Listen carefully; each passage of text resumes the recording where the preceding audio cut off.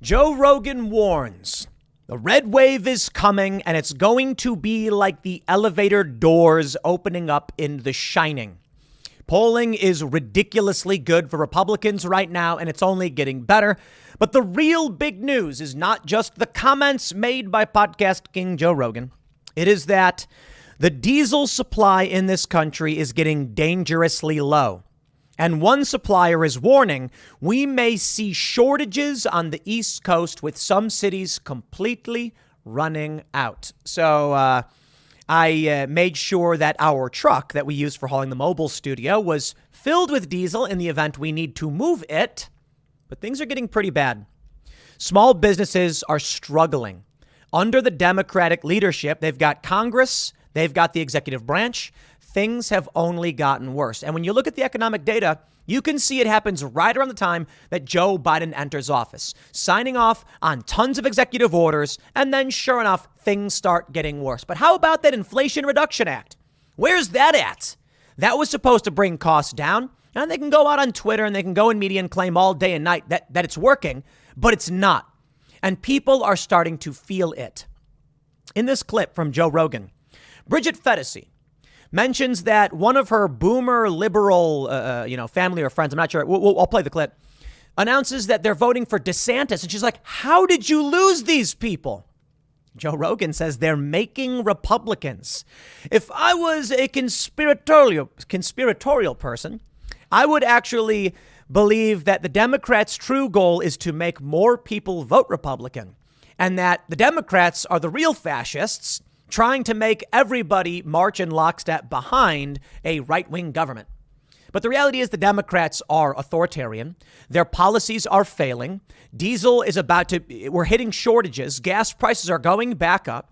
Joe Biden's shutting down key infrastructure like Keystone Pipeline, causing speculative price drives, and then begging Saudi Arabia for oil, meanwhile botching the Afghanistan withdrawal and getting us into another quagmire in Ukraine. Bravo, good sir. This is what you get under Democrat leadership. So while we look over at Brazil, and many people cry foul about the election, I tell you this, regardless of what you think happens, when the people are angry and paying attention, it's only a matter of time before the party that is causing the problems gets kicked out of office, because the people aren't going to stand for it. They're not going to stand for high gas prices. They're not going to stand for their quality of life being decreased. They're going to vote for real leaders who make things better. So the only thing I can say is this corrupt woke ideology marching in lockstep behind vapid Democrats with no real policy plans probably won't last very much longer. Joe Biden's going to be in for another couple of years unless something happens where he resigns, is 25th Amendmented, or, something happens to his health, I suppose, which is still a 25th Amendment thing. But it's funny. I remember seeing one person comment, I think it might have been a super chat on Timcast IRL, that their roommate was like, wait, Joe Biden's going to be in for another 2 years. And it's like, yeah, this is what happens when you vote for a president and you get 4 years of an increase in gas prices and economic downturn. Stop voting for people who hate you. Start paying attention. That's the game they play. They come out and they say the Republicans are evil and they hate you. Sure. When even Joe Rogan goes on his show and says, vote Republican, something crazy is about to happen. Let's read the news. And I want to show you what is happening over in, the reason I think the Joe Rogan thing's relevant is because it's like regular people, Bridget and Joe, just middle of the road people. They're not staunch conservatives. But then we got to talk about the diesel supply, because this one's apocalyptic for Democrats. The week before the midterm election day, when most people are going to vote, diesel is going to be through the roof and potentially there will be shortages. You've been warned. Before we get started, head over to timcast.com and become a member. In order to support our work as a member, you'll get access to exclusive, uncensored, members-only shows from Timcast IRL, Monday through Thursday at 11 p.m. But also, we have this very cool new shirt. Go to timcast.com, go to the store, and you can purchase your Stand Your Ground Rooster shirt. It's kind of like the Gadsden flag. It's our version. Roosters, stand your ground. It's a great conversation starter. People will be like, what does it mean? And I'll tell you. When the rooster is out with his hens and a predator approaches, the rooster will charge the predator knowing he will die. If it means giving the hens just a few moments to escape to safety. Be like the noble rooster, willing to sacrifice everything for those you love and care about, to do the right thing. I am inspired by Roberto Jr., our rooster, every day. So go to timcast.com, pick up your Stand Your Ground shirt. Let's read the first story. Joe Rogan, what does he have to say? From the Daily Wire. Rogan made the remarks while speaking to comedian Bridget Fetterman about the culture of fear that exists in America, where people don't feel like they can voice their opinions without facing backlash. Rogan made the remarks after Fetterman said that she believes that a lot of people who buy into the transgender movement do so to signal that they're part of the high status in-group. Yeah, it's real strange, Rogan said. It's real strange to just openly accept all the stuff without any pushback. Quote, I think there will be pushback, though. Again, I think we're seeing it in Europe, Fetterman said. And they were like leaders of this kind of movement. Now it seems like they're coming to their senses a little bit and following science. I don't necessarily see that, although we might see it in the midterms. You know, like, again, people tend to voice their opinion on these things at the ballot when they don't have to voice their opinion. And there are a lot of people that are afraid of talking about it, Rogan responded. But they're not afraid of voting about it, because there's a lot of people that are afraid of the reprisal. They're afraid of getting attacked, and they'll sit silently when they're amongst friends going, what the F is going on? Like, what is going on? And those people, that's going to be responsible for the red wave. I think the red wave that's coming is going to be like the elevator doors opening up in The Shining. That's what I think. I think people are just like, what the F are you saying? They're making Republicans. And then let me see if we have the transcription from Fetterman. She says, I don't know how they're doing it. I had a family member who was a boomer and a diehard liberal. And they told me when I was home this summer, they would vote for DeSantis. And I'm like, how did you lose this person? How did you lose this person? This is like, go to the ballot and vote blue no matter what. And you've lost even the boomers. Well, I can tell you, while certainly there are weird cultural issues, my friends, it's the economy, stupid. And with respect to my friends Joe and Bridget, well, I know them, but, you know, we'll leave it at that and respect them. Let me just tell you this from the Daily Mail, quote, some cities may run dry for a few days. Diesel supplier warns businesses on the East Coast to prepare for diesel shortage after Russia cut off imports. Ladies and gentlemen, I hope you are ready for this. What's it going to be? $5, $10 for a gallon of milk? How are you going to even get the milk? There just won't be any. That's the fascinating thing. You'd think when we're facing shortages, prices would skyrocket, right? If there's very little milk left and it's just sitting on the shelf, they'll charge more. Well, people are concerned about the idea of price gouging. So they'll say, well, the milk's $5. We just only have 5 of them. They will just be gone. And there'll be a pretty little price sticker right there in the supermarket that says milk $5 a gallon. And you'll be like, but I can't get it because it's not there. And why? There's no diesel. No diesel is apocalyptic. Farmers use diesel to harvest crops. Trucks use diesel to deliver the food to your supermarket. So what will you eat? This will only get worse. The Daily Mail reports a diesel supplier has warned businesses on the East Coast that there may be a shortage for a few days after Russia cut off imports. Mansfield Energy, the supplier, led by CEO Michael Mansfield, issued the advisory in a bid to make sure that companies are prepared. Businesses which rely on the fuel have been told to take steps to plan for the potential lack of supply, which is mostly caused by Russia cutting off imports. Really? What? This means that businesses are not receiving the high number of petroleum products that they were before the invasion of Ukraine. It has had an impact on refineries as they had to shift production from gasoline to make some diesel. This means they may run low on gasoline. The diesel shortage is also caused by high distillate, heating oil, and diesel demand, refinery maintenance, and lower refinery capacity. You know, I bought a Tesla, so what do I have to worry about? If all of you just spent $60,000 on a Tesla, you wouldn't worry about gas prices either, is the message that many Democrats actually said. They came out and said, just buy an electric car. You got 60 grand lying around, don't you? No. But that's the plan, isn't it? They want only the wealthy, only those with the most money to succeed, survive. The poor people, too many of them, right? That's the narrative. Mansfield Energy, first mentioned the potential diesel shortage last week. The company had questioned if the lack of fuel would be due to poor pipeline shipping economies. And they added there was also a low supply of reserves, with only 25 million barrels in storage at the moment. This is in comparison to the usual 50 million barrels along the East Coast. Mansfield Energy on Monday warned in a press release that prices will surge because of the lack of diesel supply. It added that due to the spike in prices, demand will increase to the point that it will balance with limited supply. Also, the company said that consumers may be affected by the high prices when they go to fill up their cars. Here's the funny thing. How do they transport gasoline? That's right, diesel. Absolutely amazing. The company said that consumers may be affected by high prices. However, they added that there will still be diesel for businesses following a few days of shortages. Mansfield Energy said that the supply chain within the fuel industry is dynamic and that suppliers will work to fill supply gaps. People were told not to panic by the fuel supplier and to only order more when it's needed. The company said that people will have access to fuel by normal means in most areas.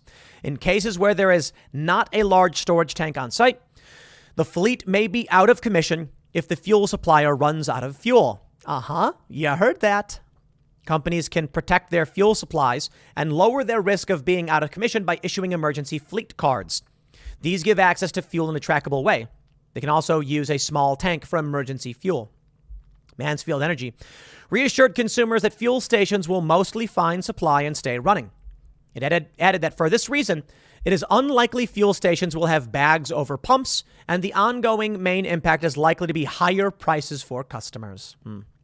It comes as Biden considers limiting U.S. fuel exports to bring prices down and restore inventories. Well, he's already drained our strategic petroleum reserve. But let me just put it simply for you. Either there is a shortage and you will be angry, or the prices are going way up 1 week before Election Day. Now that, my friends, is absolutely apocalyptic for Democrats. CNBC reports the diesel market is in a perfect storm as prices surge, supply dwindles ahead of winter. Diesel prices have increased 33%. You know what? There's no point in me telling you. I mean, it's not going to impact politics. You know. You click a video like this, and here's the reason why I'd leave the Joe Rogan story. The story is that prominent, moderate, left-leaning individual Joe Rogan says the red wave is coming. And you're saying, hey, people like Joe are finally starting to see it. Why don't I headline the video or the thumbnail, diesel shortage, high prices? Because you already go to the pump and already experience high inflation. You know. Is it news to anybody to see a thumbnail on YouTube that they're paying ridiculous amounts for gas? No, because they are paying ridiculous amounts for gas. It would be like me reporting to you. It's like, you drank a glass of water this morning. You'd be like, I know I did. Why are you telling me this? How is that news? Well, how it affects politics, that's going to get interesting. Here's the important factor. A lot of people are talking about the diesel fuel supply being at 25 days. This does not mean in 25 days there's no fuel. It means if fuel supply stopped right now, we would have 25 days, but they are going to replenish. The problem is with the conflict with Russia, with Joe Biden bumbling and fumbling like a lunatic, it may actually just get worse. And that could mean we could drop down lower than we've seen in a long time. Right now, our supply is at the lowest it's been since 2008. Absolutely insane. Now, here we go. Here's how people are being impacted, and then we'll talk about what's happening politically. This is the worst possible timing. The election is in a week, and all of the bad things that are happening right now. From the Daily Mail, nearly 40% of small businesses in the U.S. failed to pay rent in October, with more than half saying their prices have been hiked at least 10% over the past 6 months. Nearly 40%, 37%, the actual number, of small businesses were unable to pay rent in October. So what happens? Do the landlords come down and say, listen, I've got to pay bills too. I've got to pay taxes on the property. And if you don't pay me, how do I do this? Do they evict them? Maybe not. Because if it's this bad, evicting won't actually help them at all. You evict them, you're not going to find anybody to come in and actually pay rent. Small businesses in various states are struggling to pay their rent. The findings published Tuesday by Boston-based business tracker Alignable are raising more than eyebrows as they illustrate the stark effect inflation is having on everyday Americans. The survey of 4,789 randomly selected small business owners saw more than half of the respondents say their rent is at least 10% higher than 6 months ago. If you go back 7 months, the majority said their rents had increased by at least 20%. Moreover, the study found that roughly 37% of small businesses, almost half of all Americans working in the private sector, were left unable to pay rent in October. Compounding concerns is the fact that several states, including New York and California, are well over the already high national average. Apocalyptic, my friends. Take a look at this. Fleeing the scene of the crime, more than 20% of homebuyers in Democrat-led New York, LA, and San Francisco are looking to uproot to different cities to escape violence and recession, study shows. Now, are these people going to vote Democrat? Yeah, many will. But I want to point out that many of the people who are to leave first, they're going to be more aware of what's going on. So I don't think you need to necessarily panic over this mass migration, leaving San Francisco and going somewhere like Florida. These people are probably they may not be more conservative minded, but they're more likely to pay attention, and they're more likely to say, I am being negatively impacted by what's going on around me and I need to leave.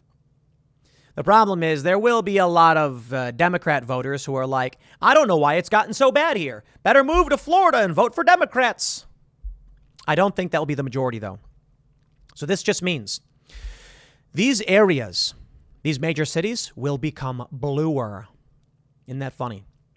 And it's probable, I'd argue, that the very few amount of conservatives who live in these areas will go to places that are red and they will become redder. Geographic hyperpolarization. It's getting interesting in this country. I will tell you this much. Take a look at the story from The Hill. The hard political consequences. The Hill writes, even New York is being consumed by a red wave. Virtually every poll in New York is showing a definitive tightening of the governor's race, with Rep. Lee Zeldin closing Kathy Hochul's 17-point lead from over a month ago to just 4 to 6 points now. And of course, we know the polls have been skewed by about 7 points, which means Zeldin might actually win. One poll actually showing Zeldin is pulling ahead. Ladies and gentlemen, I give you Trafalgar. Lee Zeldin is up by 0.8 against Kathy Hochul in the New York governor race, Trafalgar Group. I don't know. It's one poll. Some people are saying, one poll ain't going to be good enough. Sure, I'll tell you that much. They say a particular example of voters moving away from Democrats is the 17th district just north of New York City, where veteran congressman and chairman of the Democratic Congressional Campaign Committee, Sean Patrick Maloney, is now in a toss-up race with one-term state assemblyman Mike Lawler. Similarly, internal polls on Long Island are showing GOP congressional candidates such as former NYPD detective Anthony D'Esposito pulling ahead in the race to fill the open seat vacated by Democrat Kathleen Rice. If this red wave is occurring in deepest blue New York, this should portend massive GOP victories across the nation on Election Day. Based on what I've been observing in New York and what appears to be the case nationwide, this move toward Republicans is only partially attributable to the usual gains by the out-of-power party in off-year elections and general voter disenchantment with President Biden. The main reason, certainly in the Zeldin-Hochul race, where Democrats have more than 2 million voter registration advantage, is the Democrats' refusal to address the predominant issues of crime and overplaying their hand by focusing everything on abortion and the specter of Donald Trump. Democratic ads in the New York governor's race and congressional campaigns repeat endlessly how New York women are at risk from Republicans, apart from the reality that the Dobbs decision overruling Roe v. Wade in no way affects New York law, which allows abortion up to 24 weeks for any reason. They say, blah, blah, blah. Democrats keep talking about abortion. In July, major crimes in New York City were up more than 30% over last year, which was itself a high crime year. There have been more killings on New York City subway since 2019 than in the 13 years previous. Zeldin has pledged to remove Manhattan District Attorney Alvin Bragg for refusing to enforce certain criminal laws, while Hochul says Bragg needs more time. Zeldin has been going throughout the state assailing Democrats for their failed policies of bail reform, defunding the police, and tying the cops' hands by restricting proactive tactics such as stop, question, and frisk, which had dramatically reduced violent crime during the Giuliani-Bloomberg years. Zeldin personally experienced the real fear New Yorkers have about crime just several weeks ago when a shooting involving youths outside his family home in a middle-income community left his teenage daughters fearing for their lives as bullets struck less than 30 feet from the kitchen where they were doing homework. Suburban housewives in panic hearing this story. It is coming to your neighborhood. They are seeing it. I saw it in Jersey. And Zeldin comes out and he says this: we are seeing in some areas a 26-point swing from suburban women from going Democrat to Republican. Why? They want their children to be safe. You can go to them and talk about transitioning their kids and being trendy all day and night. And they'll say, oh, yes, of course. Oh, sure. And then as soon as you walk up the door, be like, I am voting Republican. This is getting insane. Because it's one thing to be socially accepted. It's another to worry that someone's going to shoot up your home. Look at what happened to Zeldin. Democrats ignored crime as an issue until the recent polls results caused them to have a flurry of law and order events, including a crime summit. The Democrats' failure to see beyond their progressive silos and address the life-threatening issues faced by everyday New Yorkers, combined with Lee Zeldin's aggressive law and order campaign, is heading against all odds towards the election of New York's first Republican governor in 2 decades. The people are speaking through the polls. That's right. This is from Rep. Peter King, who's writing this. And I think, whatever you think about the guy. Here we go. Tom Bevan.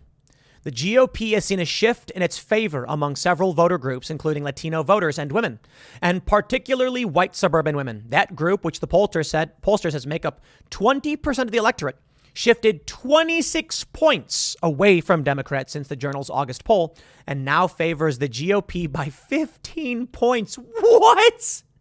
That's not a 26. They're saying a 26-point swing. That's absolutely bonkers, man. So here we go. From Real Clear Politics. Right now, the Republicans are up 2.8% in the generic ballot. I hope you realize that's apocalyptic. As the story goes, we've seen it from the Wall Street Journal. I've covered this quite a bit. When the Democrats are up 5 points, they still lose. When the Republicans are up 2.8, we are looking at an apocalyptic shift away from Democrats. Now, they had a little bit of a bump, Democrats, by about a point in September. It's all gone now. Even 538, which tends to heavily favor Democrats, shows Republicans have a 1-point lead. So there it is, my friends.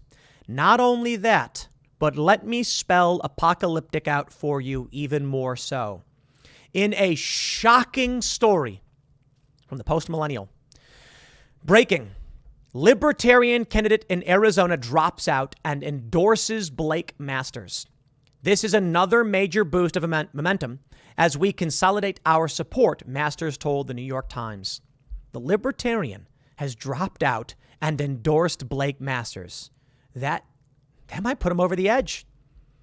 Blake Masters received a boost in his run for Arizona Senate seat as Libertarian candidate Mark Victor has dropped out of the race and endorsed Masters over incumbent Mark Kelly. The endorsement comes after Masters and Victor had a 20-minute recorded conversation on Monday, which Victor is expected to publish, according to the New York Times. Victor had been expected to play spoiler in the race. Speaking of Master, Victor said, I found Blake to be generally supportive of the live and let live global peace movement. After that discussion, I believe it is in the best interests of freedom and peace to withdraw my candidacy and enthusiastically support Blake Masters for United States Senate. Polling from the Times shows Kelly with 51% of the vote, with Masters at 45% and Victor taking 1%, though other polling shows Victor with 3% and ties for Kelly and Masters. This endorsement increases Masters' share of likely votes. More than a third of votes have already been cast in Arizona's election. So we will see. I'd like to tell you, my friends, what you have to gain by voting Democrat, by jumping over to our good friend, Taylor Lorenz. I'm being sarcastic, by the way. Taylor Lorenz posts tweet thread criticizing relaxed COVID-19 safety measures. This is the establishment elite's narrative. What they want. Vote for them at your own expense. You want high gas prices? Vote Democrat. You want more crime? Vote Democrat.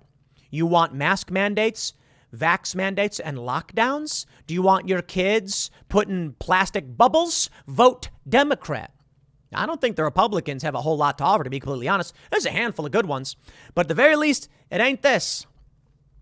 Washington Post reporter Taylor Lorenz denounced people skirting COVID-19 safety measures in a Monday thread, saying, I'm so sick of people organizing indoor, unmasked events with zero COVID safety precautions, using disabled, sick family members or friends as a cudgel to abdicate responsibility for keeping attendees and workers safe.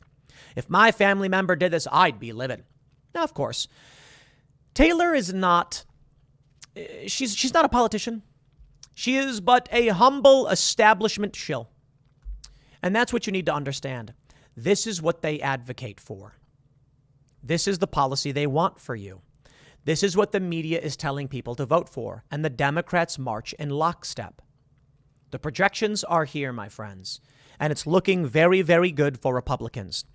The battle for the Senate, Real Clear Politics projection shows Republicans winning 53 seats. Don't count all your chickens before they hatch, my friends. You may be carrying that basket of eggs and you may drop them. We are 1 week out. I'll tell you what you need to do right now. With early voting currently underway, you need to go to your friends and your family and beg them. Vote right now and vote Republican. I'm expecting, to be completely honest, that when the Republicans win, they'll do a bunch of things I don't like. A lot of things I think are really bad. But I genuinely believe that what we're looking at right now is the fate of the republic. You know, I've not said anything as dramatic as that necessarily. I may talk about civil war for sure. The Democrats keep saying, if the Republicans win, it's the end of democracy. Democracy, huh? If the Democrats win, I'll tell you what we can see. The continued weaponization of the DOJ and the DHS to manipulate public perceptions and manufacture consent. Because that's what The Intercept has just revealed. That's why I believe this may be our last election. I don't know. I mean, we'll still have elections, but what I mean is when the federal government goes to media and social media and says these stories are no longer allowed, how could you vote realistically without knowing what's actually going on? And that's what they're doing.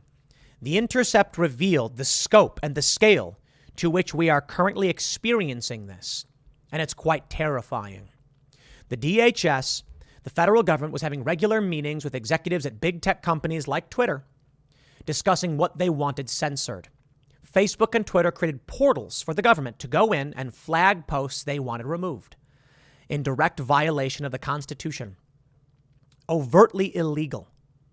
Maybe not statutory law, but they are outright violating the rights of American citizens. What happens if they're allowed to continue?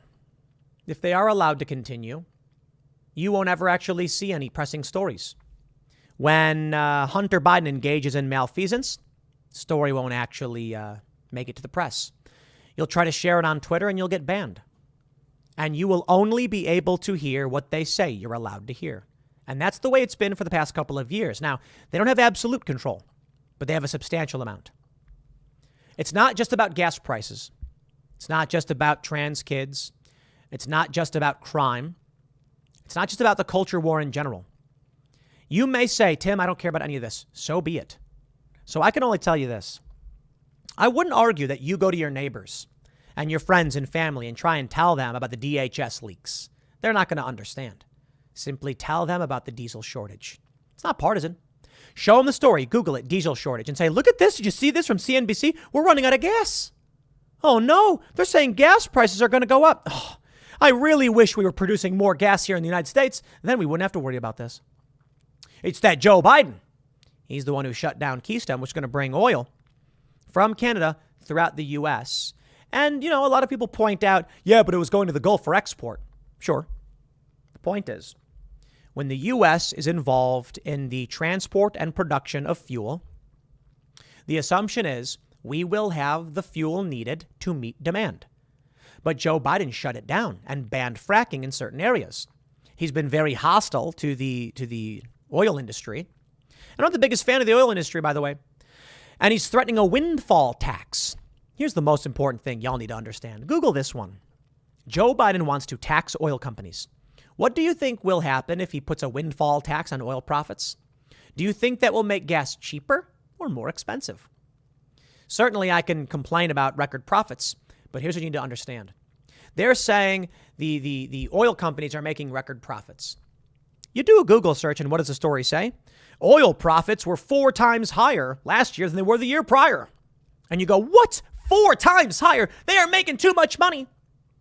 What they don't tell you is that oil profits were down dramatically in 2020 due to COVID lockdowns. Demand was gone, so they didn't make as much money.